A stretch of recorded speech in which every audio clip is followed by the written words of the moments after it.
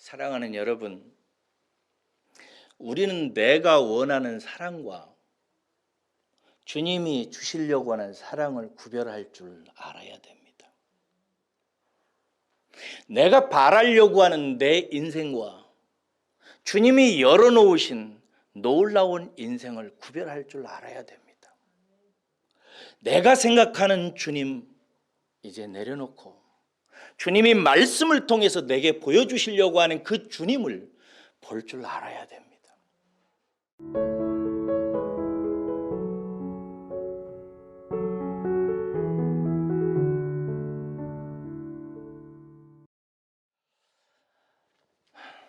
여러분, 샹송을 좋아하세요? 저는 샹송 잘 모릅니다만은 지난주에 유튜브로 음악을 듣다가 우연히 샹송 한 곡을 듣게 됐어요. 라라 파비안이라고 하는 여자 가수가 부른 노래인데요. 노래 제목이 이래요. 불란서 발음이라서 잘 나올지 모르겠는데 어주스위 말라데라는 노래요. 주스위 말라데. 회색의 길이라고 하는 제목인데 참 음악이란 신비한 언어입니다. 이 노래를 제가 처음으로 들었고 이 노래 가사도 제가 모르는데 이 노래를 듣는데 제가 울었어요. 그냥 마음에 뭔가 진하게 다가오는 거예요. 그래서 몇 번을 감동스럽게 듣고 난 후에 이 가사를 검색해 봤어요. 이런 내용이더라고요. 나는 더 이상 꿈이 없어요. 더 이상 할 말도 없어요. 당신 없는 나는 더럽고 추해요. 당신은 떠났고 당신이 떠날 때 내 삶도 멈췄어요. 어렸을 때 엄마는 밤에 외출하고 그래서 내가 혼자 버려졌던 것처럼 이제 나의 노래도 다 빼앗겼고 나의 언어들도 다 사라졌어요. 그러면서 이렇게 반복합니다. 나는 아파요. 너무나 아픕니다. 나는 아파요. 이런 가사였어요. 이 노래를 듣고 나서 좀 통속적이지만 제일 못된 죄에 대해서 이렇게 생각을 하고 적어봤어요. 제일 못된 죄가 어떤 죄냐? 통속적인 인간적인 이야기입니다만은 사랑하는 사람을 고통에 빠뜨리는 것, 사랑하는 사람을 아프게 하는 것, 게다가 말로는 사랑한다 하면서 무시하는 것, 말로는 사랑한다 하면서 그의 마음을 아프게 하는 것, 사랑한다고 하면서 같이 있어주지 않는 것, 특별히 아플 때, 괴로울 때, 슬플 때 내버려 놔두는 것, 이런 것을 적어봤어요. 왜냐하면 그것이 너무 그에게는, 사랑하는 사람에게는 상처를 주기 때문에. 이런 인간적인 면에서 제가 이 글을 쓰면서 저에게 사랑한다고 하면서 누구보다도 저에게 상처를 준 분을 떠올렸어요. 하나님입니다. 저는 지금까지 살아오면서 하나님처럼 저에게 상처를 주신 분은 없습니다. 어떤 사람에게도 저는 하나님에게서만큼 아픔과 고통과 슬픔을 느낀 적은 아직 없습니다. 왜냐하면 내가 아플 때 그때 그분은 제 눈에 보이지 않았습니다. 내가 그렇게 긴 세월을 10년이 넘도록 방황할 때 한 번도 제 손을 잡아주는 것 같지가 않았어요. 내가 가난해서 주님 앞에 울고 있었을 때 그분은 돌보지 않았습니다. 특히 내가 공부를 좋아해서 유학을 좀 가서 공부할 수 있게 해달라고 대학원 기숙사 지하실에서 그렇게 뒹굴면서 울 때, 그분은 모든 것을 다 가지신 분이신데, 그분은 사랑이 많다고 나에게 말씀하신 분인데 그분은 응답하지 않았습니다. 그때 제가 힘들게 지내면서 썼던 일기 중에 이런 글이 있습니다. 얼굴 한번 보여달라고 밤낮 부르짖던 저를 기억하십니까? 음성 한마디면 노예가 되어도 좋다며 곡기를 끊고 구걸하던 저를 기억하십니까? 아픈 상처 한 번만, 슬픈 마음 한 번만, 마음 둘 곳 없는 떠도는 비련한 이 발걸음, 이 기댈 곳 없이 가련한 나의 소망 한 번만 돌봐달라고 거지같이 매달리던 저를 기억하십니까? 당신은 늘 그러셨습니다. 굶주려 울게 했고 헐벗어 떨게 했고 구름 빗겨낸 허영청 달빛에 백일홍 나무처럼 벌겋게 벗겨놓고 눈길 한번 주지 않는, 당신처럼 상처를 새기는 이는 없었습니다. 그때 내가 그렇게 아플 때, 내가 그렇게 부를 때 당신은 어디에 계셨습니까? 이 하나님 얘기가 오늘 본문 말씀에 나옵니다. 나사로라고는 청년이 오늘 본문에 보니까 병들어 죽어가고 있습니다. 이 사람이 누구입니까? 3절을 보십시오. 3절에 보면은 그 누이들이 사람을 보내어 이런 말을 전합니다. 주여 보시옵소서, 사랑하는 자가 병들었나이다. 주님이 사랑하는 자가 병이 들었다고 합니다. 그렇습니다. 주님께서 사랑하시는 나사로가 병이 들었습니다. 5절을 보십시오. 예수께서 본래 마르다와 그 동생과 나사로를 사랑하셨다라고 되어 있습니다. 예수님께서 원래부터 그 나사로와 두 누이를 사랑하셨다는 것입니다. 신학자들에 의하면 이 나사로와 두 누이 마르다와 마리아는 일찍이 부모를 여의었다고 합니다. 그래서 어쩌면 이 나사로라고 하는 이 젊은이는 어렸을 때 어린 여동생 둘을 데리고 소년 가장으로 먹고 살기 위해서 별일을 다 하고 힘들게 살아왔다고 추정을 해요. 그래서 그런지 예수님이 그 어려운 형편에 있는 나사로와 두 누이 마르다와 마리아 집을 자주 방문하셨고 특별히 그들을 불쌍히 여겨서 그들과 함께 지냈고 사랑하셨다고 이렇게 설명하곤 합니다. 그렇게 예수님께서 극진히 사랑하시는 나사로가 병들어 죽어간다는 내용입니다. 어느 정도 병에 걸렸는지 우리는 이미 대략 이 내용을 알고 있지요. 그렇죠? 이제 곧 나사로는 죽습니다. 심각한 병입니다. 그 누이가 볼 때요, 오빠가 금방 죽을 것 같은 거예요. 그래서 웬만하면 주님, 바쁘신 주님 부르고 싶지가 않았겠지만은 너무나 급박하고 위험해 보였기 때문에 주님을 부른 것입니다. 그런데 주님이 가시지를 않습니다. 오히려 그 머물러 있던 곳에 이틀을 더 머무십니다. 이게 무슨 사랑입니까? 나사로라고는 이름이 참 불쌍했어요. 제가 이 본문을 연구할 때 나사로라고는 이름이 뜻이 뭐냐면은 하나님이 돌보신다, 하나님이 도우신다는 뜻입니다. 하나님께서 그 부모에게 자식을 낳을 때 하나님께서 돌보신다, 도우신다라고 말은 그렇게 이름으로 붙여서 만들게 하시고 결정적인 때가 되니까 돕지 않으십니다. 좀 더 충격적인 것은 여러분도 아시지만 주님께서는 나사로가 죽기를 기다리고 계십니다. 죽을 때까지 내버려 놔두시는 것입니다. 이게 나중에 죽고 나서야, 다 끝나고 나서야 주님은 베다니로 가시지요.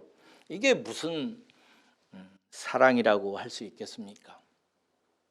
만약에 여러분들의 남편이, 여러분들의 아내가, 여러분들이 사랑하는 사람이 이런 식으로 행동했다면 여러분은 그 사람을 여러분을 사랑하는 사람이라고 말할 수 있겠습니까? 결코 그럴 수 없습니다. 그런데 여러분, 이런 예수님의 행동에 대해서 요한은 좀 이상하게 표현을 합니다. 5절을 다시 보세요. 예수께서 본래 마르다와 그 동생과 나사로를 사랑했다고 되어 있는데 여기에서 사용된 사랑이라고 하는 단어가 아가페라고 하는 단어입니다. 여러분이 잘 알다시피 아가페 사랑은 하나님의 사랑, 영원한 사랑, 조건 없는 사랑, 무조건적인 사랑, 한량없는 사랑, 이런 뜻을 가지고 있습니다.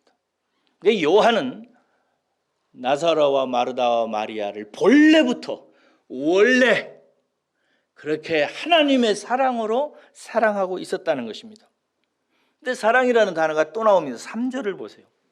마르다와 마리아가 보내서 나사로가 죽어가고 있다고 말한 사람이 하는 말 속에 사랑이라는 말이 또 나와 있습니다.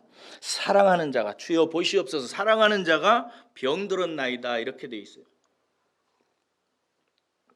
여기서 나오는 사랑이라는 단어는 필레오라고 하는 단어입니다.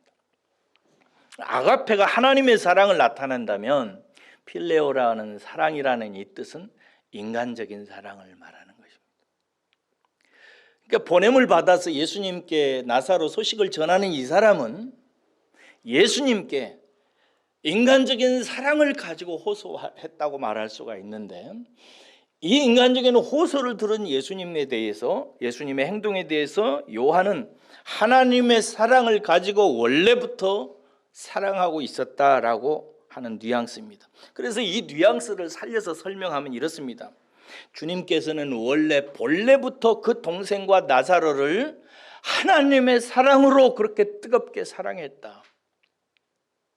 그래서 나사로가 병들었다 함을 들으시고 그곳에서 이틀을 더 계셨다, 이런 뜻입니다.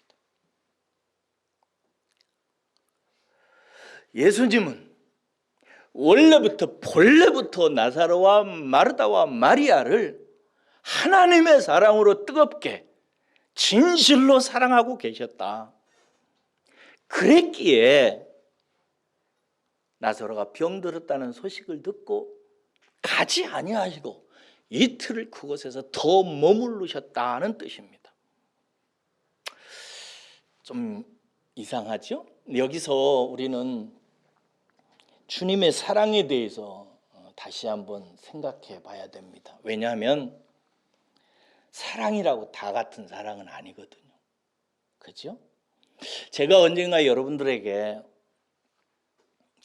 얘기해 줬던 실화입니다. 그 후에 오신 분들은 이제 못 들었기 때문에 제가 잠깐만 다시 해줄게요. 어떤 한 커플이 있었습니다. 남자와 한 여자가 둘이가 사랑을 했고 뜨겁게 사랑을 해서 결혼을 했습니다. 그런데 시간이 지나도 아이가 나타나질 않았습니다. 하늘과 땅 사이에 이들은 사랑하는 이 둘만 있었고 그들은 그렇게 뜨겁게 아이가 없어도 잘 사랑하며 살았습니다. 그런데 얼마가 지난 후부터 아내의 눈이 흐릿해지기 시작하더니 서서히 아내의 눈이 멀어져 갑니다. 병원 제가 기억하지 못하는데 병원에 가서 진찰을 하니까 실명하게 된다는 판정을 받아요. 그래서 자꾸 눈이 어두워져 갑니다. 남편과 아내는 서로 뜨거운 눈물을 흘리며 안타까워하는데 나중에 이 아내의 눈이 이제 거의 안 보일 때쯤 되자 남편이 어느 날 아내를 앞에 앉혀놓고 이런 말을 합니다. 앞으로 당신은 당신이 해야 되는 모든 일들을 네가 알아서 해. 네가 다 해. 밥도 네가 하고 빨래도 네가 하고 청소도 네 스스로 해. 반찬도 이제 내가 사다 주지 않을 거야. 시장도 네가 가서 알아서 봐. 라고 하죠. 그러자 아내가 펑펑 울며 그럴 수 없다고. 눈이 안 보이는데 내가 어떻게 하냐고. 당신이 도와주지 않으면 나는 버려진다고. 당신이 없는 나는 생각할 수 없다고 막 사정을 하죠. 그런 남편은 그 자리에서 벌떡 일어나면서 절대 나를 찾지 마. 네가 알아서 다 해. 하고 그 후로부터 돕지를 않습니다. 아내의 마음에 처음에는 슬픔이, 나중에는 분노가, 나중에는 깊은 남편에 대한 실망과 분노가 가득 차서 견딜 수가 없어집니다. 아, 이 남자가 이런 사람이었구나. 나를 사랑한다고 했는데 이런 것이었구나. 결국 내가 쓸모없는 인간이 되니까 나를 버리는구나. 그래, 네가 나를 버린다면 나도 내가 혼자 살아가지 라고 생각하고 얼마 후부터 자기가 빗자루를 들고 청소를 하고 손으로 더듬어 어디가 냉장고가 있는지, 어디가 솥이 있는지, 농은 어떻게 열고 이불은 어떻게 피고 빨래는 어떻게 하는지, 세제는 어디에 두어야 되는지 전부 다 스스로 조금씩 익혀가기 시작합니다. 그렇게 몇 달을 익히니까 집안 구조가 다 눈에 들어왔고, 남편이 없어도 그 왼수 같은 남편이 조금도 도와주지 않아도 자기 스스로가 대부분 다 하게 됩니다. 이제 밖으로 나갑니다. 가까이 있는 슈퍼에 가서 장을 볼 수 있는 것을 연습하기 시작합니다. 사람들에게 물어보고, 거기 카운터에 있는 사람들에게 물어보고 하면서 홀로 슈퍼에 가서 장거리를 볼 정도로 익숙해져 갑니다. 그러던 어느 날이었습니다. 슈퍼에 가서 장을 보고 계산대에 와서 계산을 하려고 하는데, 계산을 하는 지긋한 나이의 아주머니가 이 새댁에게 이런 말을 합니다. 새댁, 네. 새댁은 참 복도 많아. 이 새댁이 말하는 그게 무슨 말이에요? 물론 새댁이 눈이 어둡지만은 새댁에게는 세상에서 가장 좋은 남편이 있잖아. 그게 무슨 말이에요? 그러자 그 아주머니가 얘기를 해줍니다. 새댁 옆에 남편이 있어. 새댁이 슈퍼에 올 때마다 항상 남편이 함께 와 있어. 새댁이 설탕을 찾으려고 하면 새댁 손끝에다가 설탕을 놔주고, 무를 찾으려면 무를 손끝에다 갖다 놔주고 함께 봐주고 있어. 그러니 당신 같은 사람이 어디 있어? 라고 얘기합니다. 여러분, 아내가 원하는 사랑과 남편이 주려는 사랑이 달랐던 것입니다. 아내가 받으려고 했던 사랑과 남편이 주려고 했던 사랑이 달랐던 것입니다.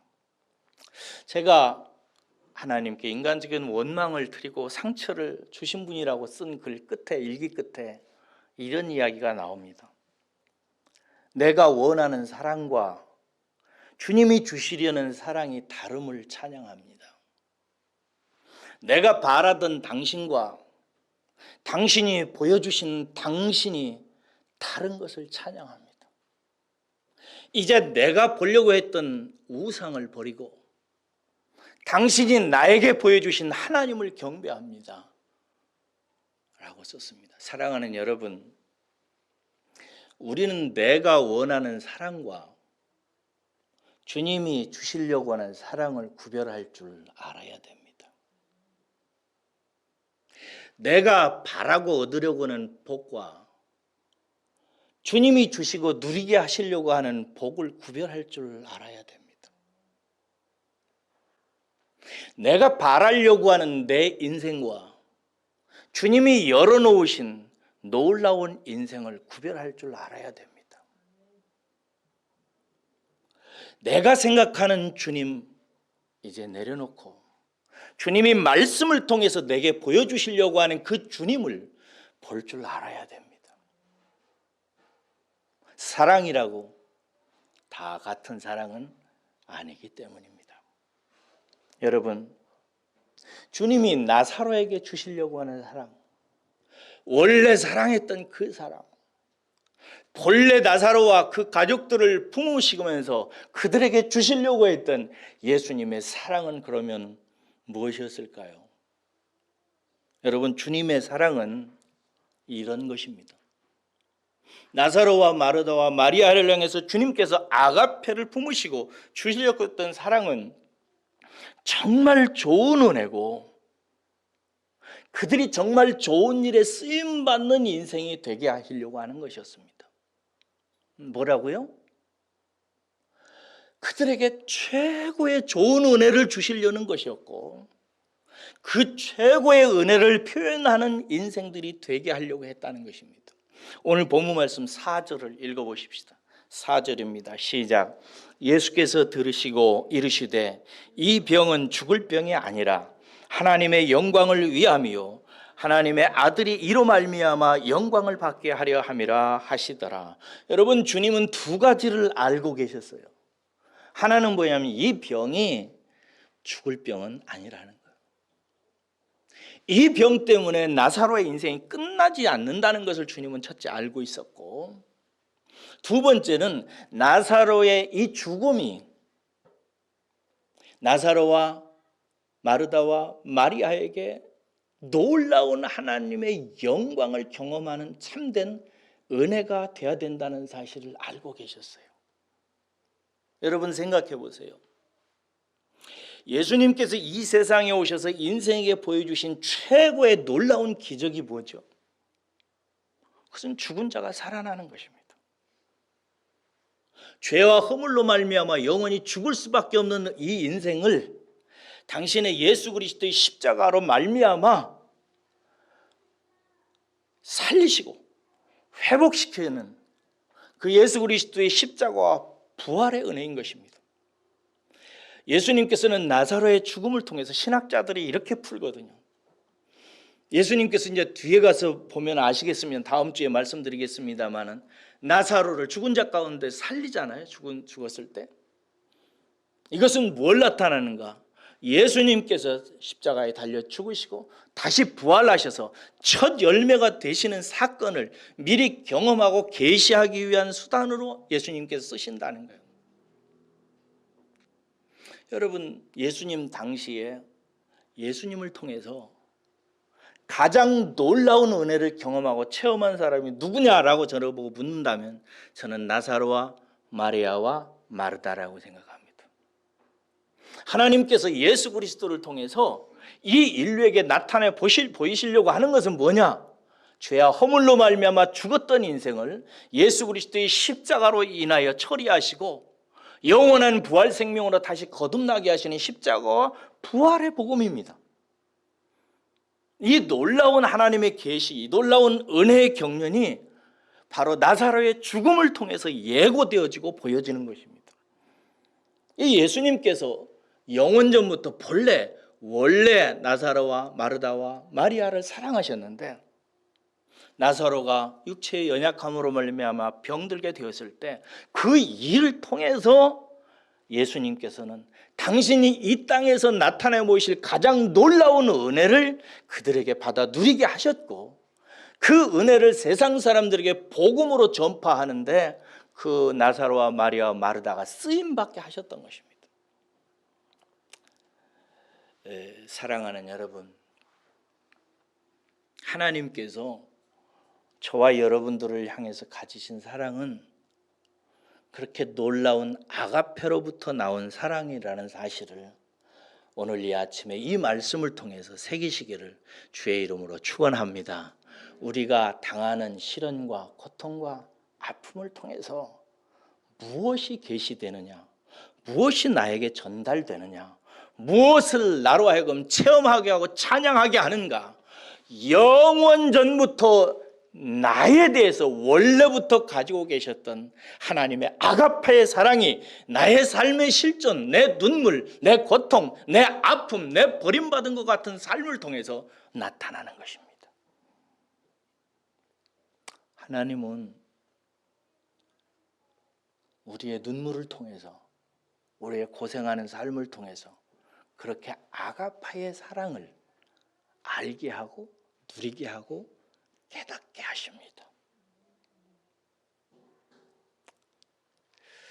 그런데요, 이게 여러분들이 이 말을 들으면서 그러면은 나에게는 그런 게 있나? 뭐 나사로는 그렇고 마르다와 마리아는 그렇다 치겠습니다, 목사님. 좋아요. 그것을 통해서 십자가와 부활을 표현했고 죽은 자가 살아나는 경험을 나중에 하니 나사로와 마르다와 마리아가 엄청난 은혜를 누리게 되죠. 그래서 나중에 이제 마리아가 오늘 본문 말씀에도 보면은 미리 예고하고 있는데, 아예 요한은 나중에 가서 막 예수님의 머리 위에 향유를 붓고 기념하잖아요. 그 정도로 마리아가 나중에 은혜를 받잖아요. 아이, 마리아와 마르다와 나사로는 그런데 나는 어떻습니까? 나에게도 그렇습니까? 라고 묻고 싶은 분이 계실지도 몰라요.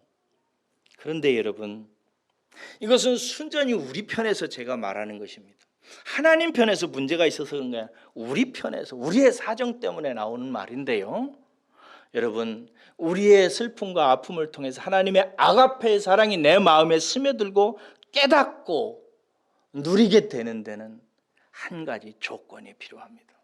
그게 뭐냐? 시간입니다. 뭐라고요? 시간이에요.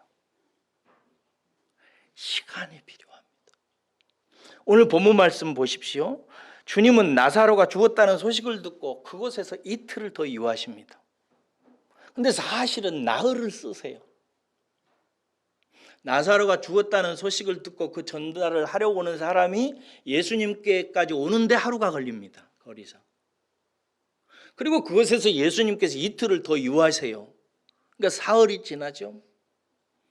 그리고 나중에 베다니까지, 나사로의 집까지 가는데 또 하루를 쓰세요. 그러니까 모두 며칠을 써요? 나흘을 씁니다. 여러분, 이 나흘이라고 하는 시간이 왜 필요한가? 왜 필요하죠? 그래요, 나사로가 죽어야 돼요. 죽기만 해서는 안 돼요. 장사까지 지내줘야 돼요. 사흘장 지내고 나흘장 지내고 나서 예수님께서 가셔서 그들을 위해서 원래 사랑하셨던 아가페의 사랑을 그들에게 보이기까지 나흘이라고 하는 시간이 필요했던 거예요. 그런데 그 나흘이라고 하는 시간이 마리아와 마르다에게는 무슨 의미죠? 나중에 다음 주 얘기하지만 나사로의 집에 가보니까 마르다와 마리아가 예수님에 대해서 실망하고 뿔이 나가지고 삐져가지고 말도 잘 안 합니다. 원망해요. 마리아와 마르다에게는 그 시간이 너무 힘든 시간이었고 고통의 시간이었고 오라비가 죽어서 장사를 지내야 되는 절망의 시간이었습니다. 그리고 또 하나 더 견딜 수 없는 것은 그렇게 사랑하신다는 주님이 아예 대꾸도 하지 아니하시고 오지도 아니하시고 소식도 없었다는 것입니다. 이 나흘의 시간 속에서 마리아와 마르다는 그의 믿음과 신앙이 깊이 아마 추락했을 것입니다. 그러나 예수님에게는 나사로의 죽음을 통해서 인생이, 죽었던 인생이 다시 부활한다거나 하나님의 계시를 통해서 그들에게 가장 큰 은혜, 좋은 선물을 주시기까지는 시간이 필요했던 것입니다. 여러분, 하나님이 우리에게 하나님으로 나타나는 데는 시간이 필요합니다. 내가 받으려고 하는 사랑과 하나님이 주시려고 하는 사랑이 명확하게 드러나는 데는 시간이 필요합니다. 내가 받으려고 했던 복이 아니라 하나님께서 내게 주시려고 하는 복을 깨닫는 데까지 시간이 필요합니다. 내가 만나고 찬송하고 좋아했던 주님이 아니라 주님이 진실로 찬양하고 좋아하고 사랑하게 하시는 하나님의 모습을 내가 분명하게 보기까지도 시간이 걸립니다. 우리에게는 시간이 필요합니다. 여러분, 좀 전에 제가 예화로 들려드렸던 그 눈 멀어가는 여인을 생각해 보십시오.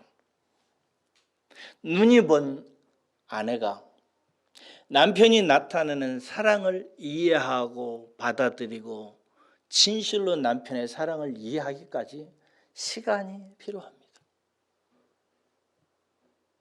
절망이 더 깊어져야 되고 배신감도 더 깊이 젖어들어야 됩니다. 마리아와 마르다가 그랬듯이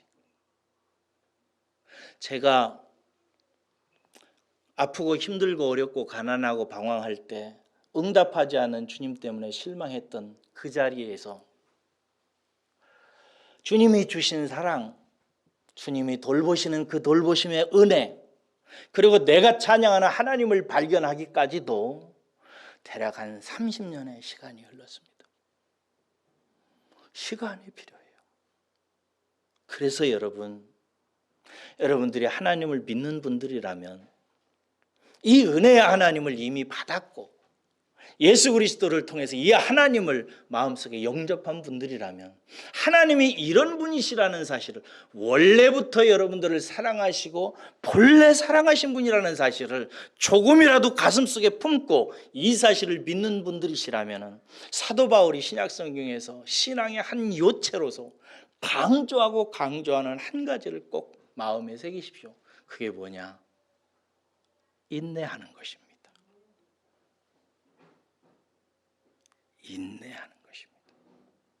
사도 바울은 인내를 뭐라고 소개하냐면 우리가 소망하고 바라는 것을 이루는 하늘의 비밀로 소개합니다. 우리가 바라고 소망하는 것, 꿈꾸는 것, 성경이 그리고 하나님께서 예수 그리스도를 통해 성령의 능력으로 주시려고 하는 그것을 우리가 받아 누리는 신비한 비밀이 있는데, 그것은 성도의 측면에서 무엇을 통해서 얻고 성취하냐면 인내입니다. 인내하라는 것입니다. 우리에게는 시간이 필요합니다. 어린아이가 어찌 부모의 사랑을 어린 시절에 알 수 있겠습니까? 하나님의 아가페를 어찌 세상에 눈멀어 있고 자기의 육체적인 소욕에 사로잡힌 우리들이 하늘의 영원한 그 사랑, 본래부터 우리를 향하고 있었던 그 아가페를 우리가 어떻게 하루아침에 한두 해에 이해하고 찬양하고 경배할 수 있겠어요? 시간이 필요합니다. 우리에게는 더 많은 성숙이 필요합니다. 여러분, 하나님께서 이스라엘 백성들을 애굽에서 끄집어내가지고 하나님이 약속한 원래부터 하나님이 이스라엘에게 주시려고 했던 젖과 꿀이 흐르는 그 땅으로 들어가기까지, 홍해를 나와서 가나안 땅을 원래 주시려고 했던 그 땅 하나님 나라에 들어가기까지 몇 년이 걸렸죠? 40년이 걸렸습니다. 그것도 애굽에서 나온 사람들이 들어간 것이 아니라 여호수아와 갈렙 외에 광야에서 태어난 새 세대가 들어갑니다. 그만치 성숙이라고 하는 주제는 쉽지가 않아요. 어렵습니다. 시간이 필요한 것입니다. 광야에서 훈련받고 연단받고 경험하고 깨달아가는 것입니다. 그래서 들어가는 것입니다. 왜 시간이 필요한가? 이러한 주님의 은혜와 선물은 소원풀이용이 아니기 때문에 그렇습니다. 만약에 우리가 바라는 것을 받는 것이라면, 우리가 보는 것을 얻는 것이라면, 그것이 원래부터 하나님께서 우리에게 주시려고 하는 아가페의 선물이라면 시간이 그렇게 필요하지 않을 것입니다. 그런데 하나님께서 원래부터 우리에게 주시려고 하는 은혜는 그 정도가 아닙니다. 하나님의 목적은 사람 만드는 것입니다. 뭐라고요? 사람 되게 하는 것입니다. 그러니까 우리가 아파트 받는 것, 그 정도가 아니라고요. 좋은 대학 가는 것, 이런 게 아니에요. 사업이 잘 되고 집안이 평안한 것, 이런 정도가 아니라고요. 사람 되는 것입니다. 하나님의 영광을 나타내는 사람이 되는 것. 왜냐하면 저와 여러분들을 원래부터 아가페의 사랑으로 빚어낸 하나님의 목적은 하나님의 영광을 위해서 지어졌기 때문에 그렇습니다. 하나님의 영광을 나타내는 사람됨은 어디에 있는가? 믿음입니다. 믿음의 사람이 되어야 되는 것입니다. 오늘 본문 말씀 15절 읽어보겠습니다. 15절 보십시오. 시작. 내가 거기 있지 아니한 것을 너희를 위하여 기뻐하노니 이는 너희로 믿게 하려 함이라. 보세요. 내가 거기 있지 아니한 것을, 거기는 어디예요? 베다니 나사로의 집이죠. 거기 있지 아니하고 여기 있다 이 말이에요. 이틀 동안 예수님께서 말씀하실 내가 거기 있지 않은 것을 기뻐한다 이렇게 돼 있어요. 주님께서는 깊은 뜻을 갖고 있었어요. 그게 뭐냐? 이는 너희로 믿게 하려 함이라. 너희들 믿는 사람 되게 하려고. 특별히 여기서 너희는 누구예요? 제자들을 말합니다. 제자들을, 예수님을 지금 따르는 요한을 비롯한 제자들을 믿음의 사람 만들게 하시려고 지금 이틀 동안 여기에서 더 머물면서 주님께서는 내가 이렇게 지금 당장 찾아가서 나사로 돌보고 마리아 위로하고 마르다 토닥거리고 하지 않아도 내가 조금만 참으면, 이틀만 참고 가서 일을 하면 나를 따르는 우리 베드로와 야고보와 요한이나 이 제자들이 나중에 나를 더 확실하게 믿는 사람들이 되겠지. 이 일을 통해서 내 제자들이 정말 내가 메시아라고 하는 사실을, 죽음의 권세를 깨뜨리는 하나님이라고 하는 사실에 대해서 눈이 뜨이겠지 라고 생각하는 소망의 기쁨을 가지고 이틀을 주님께서 참으신 것입니다. 주님이 얼마나 속으로 기도하시고 나사로와 마리아와 마르다를 생각하면서 얼마나 속으로 격려하셨겠어요. 나사로야 조금만 참아라. 우리 마르다야 그래도 네가 성숙하지, 네가 조금만 기다려라. 아이고 우리 막내 마리아야 너무 속으로 상처받지 말고 조금만 더 기다리라 생각하시면서 참으셨을 것입니다. 여러분, 역사의 목적은 무엇입니까? 하나님의 나라를 만드는 것입니다. 이 세상에 여러 가지를 생각할 수 있지만 하나님께서 하늘과 땅과 모든 만물을 지은 것은 하나님 나라를 창조하는데, 완성하는 데 있습니다. 오직 이 하나님의 뜻만이 섭니다. 할렐루야. 다른 모든 것들은 다, 모든 계획들은 다 무너집니다. 우리가 아무리 숭고한 목적과 아무리 놀라운 뜻을 가지고 있다 해도 그것이 서는 게 아닙니다.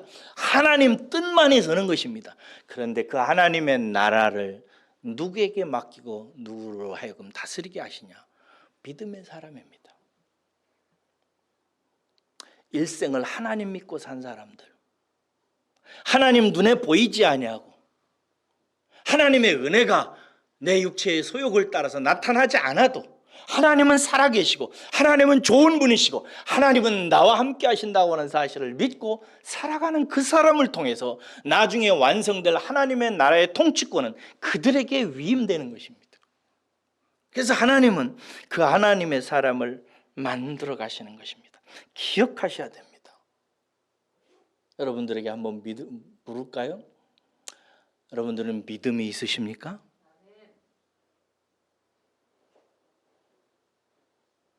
여러분들은 믿고 살아요? 여러분들의 삶 속에서 하나님이 나와 함께 하시고 하나님이 내 기도를 들으시고 내 눈물을 보시고 내 한숨 소리에 귀를 기울이신다는 사실을 정말 믿으시나요? 그래요. 그래야 돼요. 그 사람이 나중에 하나님의 통치권을 위임받아요. 믿음의 사람 만드시려고 하는 거예요. 여러분, 이렇게 믿음의 사람이 되어서 온전히 그가 하나님의 나라의 유업을, 통치권을, 왕 같은 제사장으로 하나님 나라를 다스리려고 하나님이 믿음의 사람으로 세우기까지 하나님은 결코 여러분 곁에서 멀어지시지 않습니다. 하나님의 사랑, 원래 가지고 있었던 하나님의 아가페는 한 번도 저와 여러분들 곁에 떨어져 있어진 적이 없습니다. 주님은 한 번도 우리 곁에서 멀리 떨어져 계신 적이 없다고요.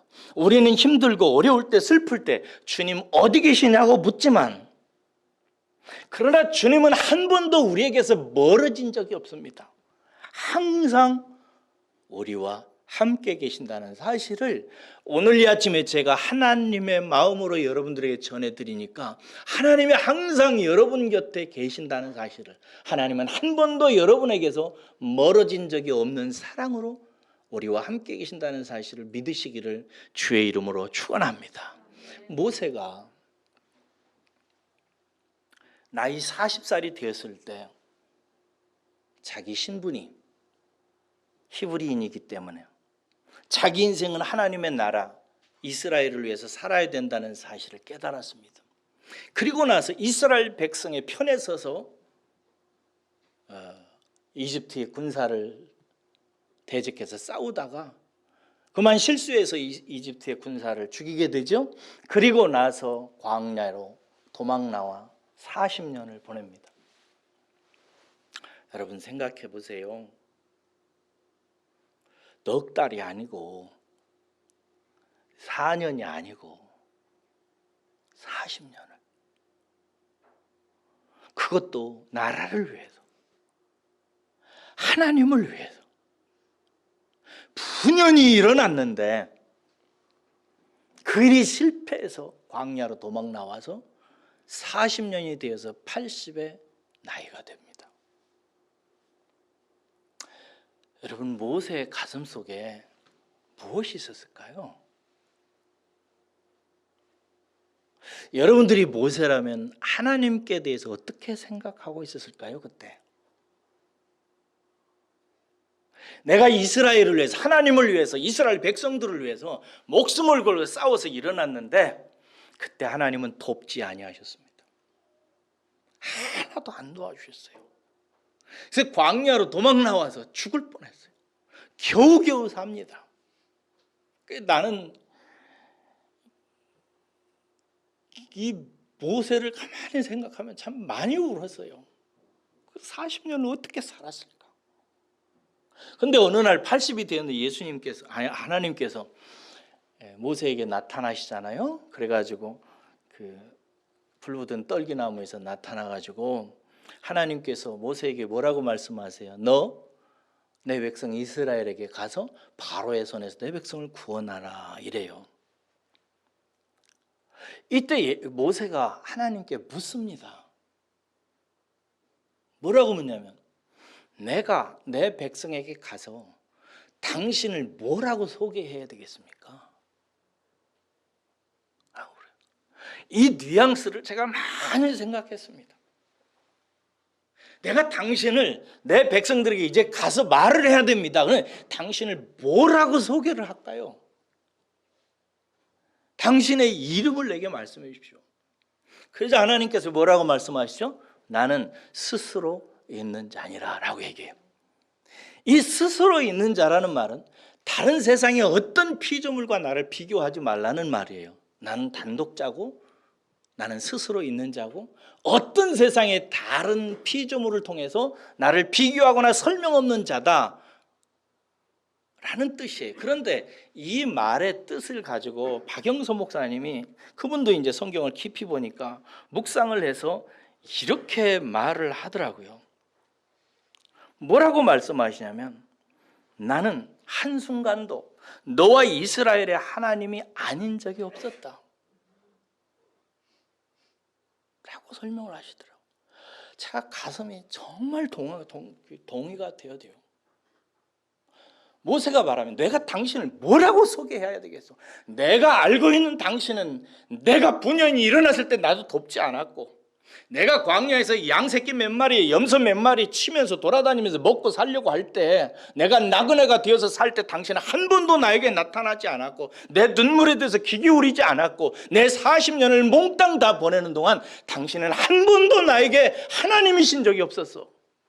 그런 당신이 나를 보내서 당신의 백성들을 구원하라고 하는데, 내가 당신의 백성들에게 내가 경험한 당신을 소개해야 되는데 뭐라고 소개해야 되겠어? 하나님께서 말씀하십니다. 나를 그렇게 버려두고 귀 닫고 모르는 척하고 함께하지 않는 다른 우상이나 세상 어떤 피조물과 비교하지 말라. 나는 너와 내 백성 이스라엘을 단 한 번도 떠난 적이 없다. 나는 그 후에 하나님께서 뭐라고 말씀하시냐면은 나는 내 백성의 고통을 분명히 보았다. 나는 내 백성의 울부짖음을 들었고 나는 내 백성의 고통을 알고 있다라고 말씀하세요. 사랑하는 여러분, 하나님의 사랑은 우리에게서 멀어진 적이 없는 사랑입니다. 한 번도 우리를 향해서 하나님이 아닌 분으로 계신 적이 없습니다. 항상 우리와 함께 계셔서 자기 백성의 울부짖음을 들으시고 자기 백성의 한숨 소리를 들으시고 부르짖는 기도를 들으시는 분이십니다. 다른 성경을 통해서 하나님께서 말씀하십니다. 그 어미가 젖먹이의 울음소리, 젖먹이는 잊을지라도 나 여호와는 내 백성을 잊지 않는다 라고 말씀하세요. 잊지 않으세요. 사도 바울은 이렇게 얘기합니다. 누가 우리를 그리스도의 사랑에서 끊으리요? 환난이나 곤고나 핍박이나 기근이나 적신이냐 위험이나 칼이랴.